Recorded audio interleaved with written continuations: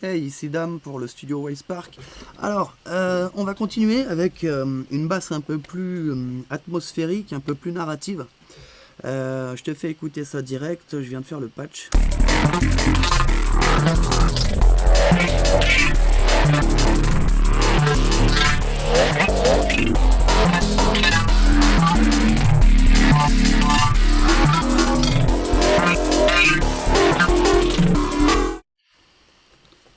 Ok, donc en 11 bars. Ah ouais, bah ouais, on va faire comme ça. Cette mélodie, elle me plaît bien, tu vois, en 11 bars, et à mon avis, elle va bien nous faire rêver celle-là. Alors, du coup, le patch en lui-même, il y a un truc un peu spécial là, c'est Shaperbox. Shaperbox, là en version démo que j'ai, tu vois. Et, c'est sympa. En fait, ça a l'air super sympa. J'ai pas du tout assez gratté dedans. Pour l'instant, je suis juste en mode tiens, preset, je bidouille ci ou ça. Et là, tu vois, on est sur un preset qui s'appelle Same Wave, ok. Et ce plugin a l'air super intéressant parce qu'on dirait qu'il y a plein de choses à faire au niveau du slicing, au niveau stutter. Donc voilà, là je l'ai pas encore bien gratté, mais voilà, à chaque fois que je le sors, là c'est tout récent, je m'amuse bien avec. Alors sans lui, on a ça.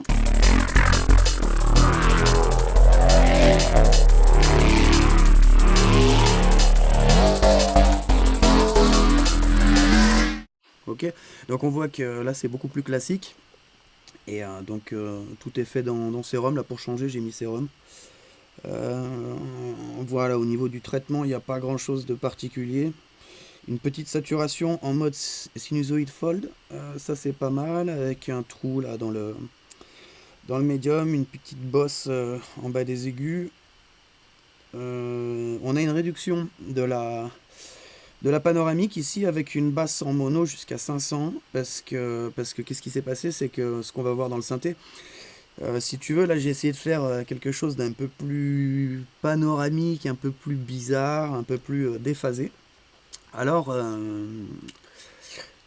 au résultat, si tu veux, on avait quelque chose de beaucoup trop panoramique que je pouvais pas réduire dans le. Enfin, si je pouvais le réduire en fait au niveau de là, ici dans Serum. On en profite pour voir ça si des fois tu connais pas, mais normalement tu connais. Ici on a Width, donc ça va être la largeur stéréo donc des deux canaux si t'es en polyphonique, là je suis en mono. Donc j'aurais pu réduire ici, tu vois. Mais bon, ça donne l'occasion de le voir, c'est cool. Là, ce que j'ai fait, c'est donc transformer en mono le bas et réduire justement à 64% l'ensemble du signal en post-traitement. Alors, dans le synthé, il y a quoi? Il y a une forme d'onde ici qui vient de la base interne de Serum. Pareil à droite, donc les deux oscillateurs activés. L'oscillateur de droite ne sert que pour moduler la fréquence, ok, ici, donc fréquence modulation from B, et donc le level est baissé, voilà. Ici, j'ai changé un petit peu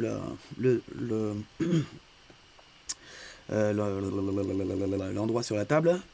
Qu'est-ce qu'on a? On a des tunes unisson. Donc voilà, sur les deux, et donc principalement le premier, si tu veux, est relié à cette macro-là. Et cette macro-là, donc c'est ce qu'on voit ici. Ce qu'on voit ici. Cette macro ici. Donc elle sert à animer un petit peu l'unisson, pour le faire monter comme ça. Et je crois que FM Form B, il bouge pas, non. Si lui, en fait, il bouge avec les LFO. Donc on va voir les LFO maintenant. On a aussi l'enveloppe de volume, donc intégrée, qui est modifiée comme ça pour que ça plug un petit peu, que ça ferme au cours de la lecture de la note.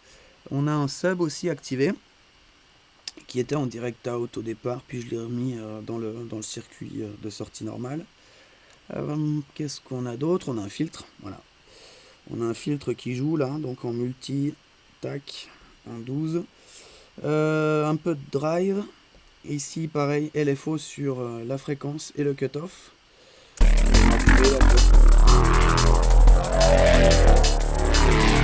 Ils se rejoignent et on voit aussi On voit ici qu'on est on a une modulation là ici en sync. Donc qu'est-ce que ça fait en fait?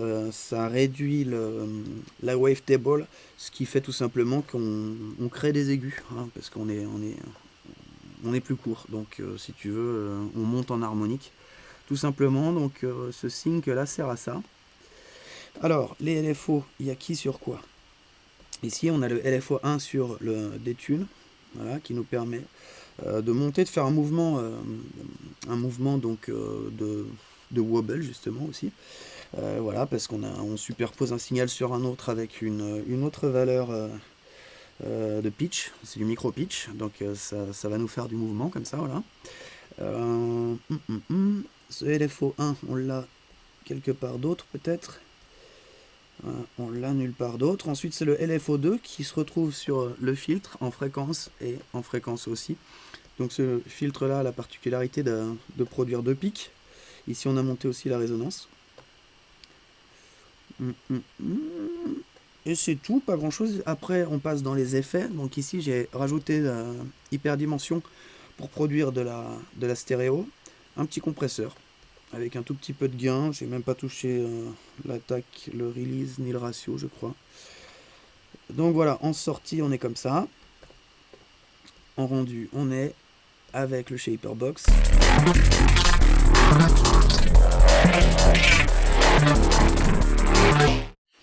Donc lui, je pense qu'on va s'en servir dans la track, ce petit patch. Je l'ai appelé Risk Combat. On va s'en servir pour faire une sorte d'appel, à mon avis, donc dans l'intro ou dans le break. Voilà, pour faire quelque chose d'un peu narratif, mais qui va quand même rester dans les bas médiums et les basses. Voilà, donc faire quelque chose d'un petit peu pesant, comme ça, donner une ambiance. Sûrement, on va le filtrer en arrivée, lui donner aussi un peu de reverb. Donc ça, on va voir dans la track comment on l'utilise. Mais disons que je l'ai orienté pour ça à la base. Voilà, faire quelque chose, comme je te dis, d'un peu mélodique, un peu narratif. Et on va pas perdre beaucoup plus de temps là-dessus. Ensuite, on le modifiera intra-projet. Je vais passer sur encore un autre top bass qui va être comment cette fois-ci, je sais pas encore, mais j'ai envie qu'il soit rondouillet, tu vois. Là, j'avais envie de quelque chose de rondouillet. Je suis parti là-dessus, un peu plus gras, un peu plus abstrait.